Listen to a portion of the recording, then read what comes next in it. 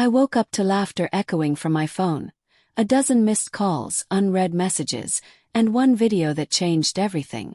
At first, I thought it was just the usual chaos from Priya's bachelorette party. She and her friends had gone to Goa for the weekend.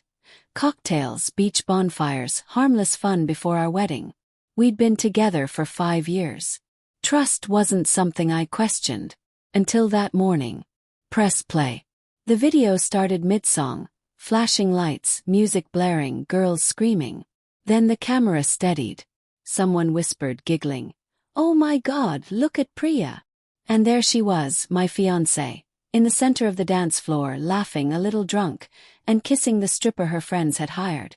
Not just a playful, impulsive kiss. It was slow, deep, intimate. The kind of kiss that strips trust out of a person's soul. The video cut off, but the image stayed with me. Her hands in his hair. The look on her face. I remember just sitting there, on the edge of the bed we'd shared. The morning light pouring through the blinds like nothing had changed. But everything had.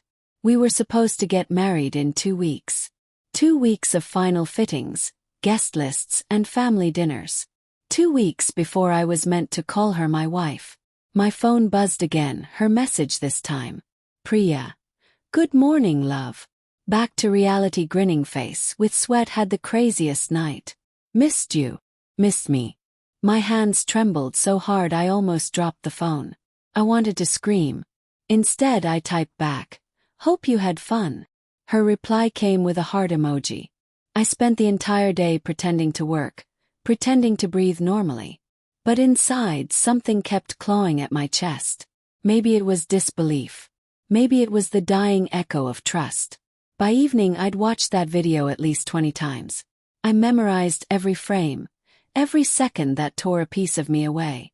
I called her best friend Mira, the one who had sent me the video accidentally, I later realized. "Hey Arjun," she chirped, sounding instantly guilty. "Hey," I said, voice steady but cold. "You sent me something by mistake." There was silence. Then a hesitant, "You saw it." "I saw it." "Arjun, listen. It wasn't serious, okay? Everyone was drunk, it was a dare." "A dare." Snap. "She kissed someone else. Before our wedding." Mira's voice cracked. "She didn't mean to hurt you. She was just caught up in the moment." I ended the call. That night I couldn't sleep. Every time I closed my eyes I saw that moment. Her lips on his. Her friends cheering. The person I was supposed to trust above all else laughing as if loyalty was just another joke at a party. I thought about the time she made me promise never to hide anything from her. About the night I proposed when she cried and said, "You're my forever, Arjun." Forever. What a fragile word. By morning I'd made a decision. When Priya returned home that afternoon, she came running into my arms as if nothing had happened.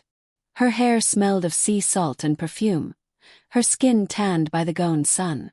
"Missed you so much," she said, hugging me tight. Froze. For a moment, I almost responded, almost fell into the rhythm of her warmth. But I couldn't. "You had fun?" I asked quietly. She pulled back, smiling nervously. "Yeah, it was wild. Just girls being stupid." "Anything interesting happen?" Her eyes flickered. Just for a second. A flicker of fear behind her calm smile. "No," she said too quickly. "Just the usual." I nodded slowly. "Right." For the next few days I played along. I smiled, helped with the wedding plans, met her parents, pretended that everything was fine. But every touch, every laugh, every kiss tasted like a lie. I wanted her to tell me. I wanted her to be honest. Instead she kept lying. 3 nights before the wedding, we hosted a small dinner for close friends and family. Everyone was happy, teasing us, telling stories. Priya looked radiant in her pale blue sari, eyes sparkling. At one point she leaned over and whispered, "You're quiet tonight." "Nervous." Smiled. "You could say that." She laughed, slipping her hand into mine. "Don't worry, Mr. Groom. After the wedding, you won't get a moment of peace." The irony nearly choked me. Later that night I received another message. From Mira again. This time it wasn't a video. It was a text. Mira, I can't keep this in. She swore me to secrecy, but you deserve to know. The kiss wasn't just a dare. She met that guy again. The next morning, my blood turned to ice. She attached a photo, blurry, taken from a distance. Priya at a beach cafe, talking and holding the same man's hand across the table. The timestamp said 9:42 a.m. The morning after. When Priya came to my apartment the next day to drop off some decorations, I was waiting for her with the photo printed out on the table. She looked at it, and the color drained from her face. Arjun, I can explain. Then explain, I said quietly. She sat down, trembling. It wasn't what it looks like. He came to apologize. I was embarrassed, okay? I didn't want that night to mean anything.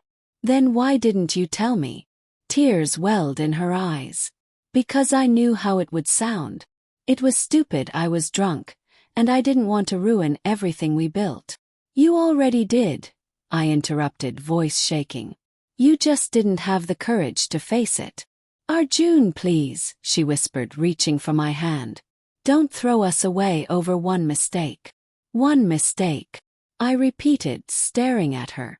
You kissed someone else, lied about it, met him again, and you were ready to marry me while I was still in the dark. That's not a mistake, Priya. That's a choice. Her tears fell freely now, but I couldn't feel anything anymore. The ache had gone numb. I love you, she said softly. It meant nothing.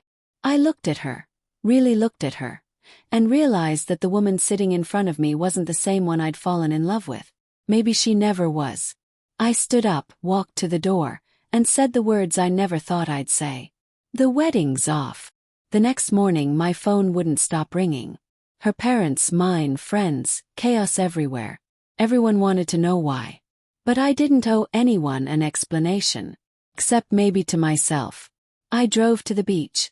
The same one where I had once promised her we'd grow old together. I sat there, watching the sunrise paint the water gold. I thought about forgiveness. About whether love could survive betrayal. Maybe it could for some people. But for me, every lie was a crack that couldn't be repaired. Some people say love conquers all. I don't believe that anymore. Love needs truth to breathe. And once that's gone, it suffocates. A month later, I received a letter from Priya. She said she'd gone abroad to start over. She wrote that she would never forgive herself, that she'd learned what losing real love feels like. I didn't reply. Sometimes silence is the only answer left when words have already broken everything. Years later, when I look back, it's not the kiss that hurts the most. It's the laughter. The way she laughed, carefree and beautiful, while I was somewhere believing in forever. Trust doesn't shatter in one loud crash. It breaks quietly, like glass cracking beneath the surface, long before you hear it. And when it finally does, it leaves you speechless. Just like that morning,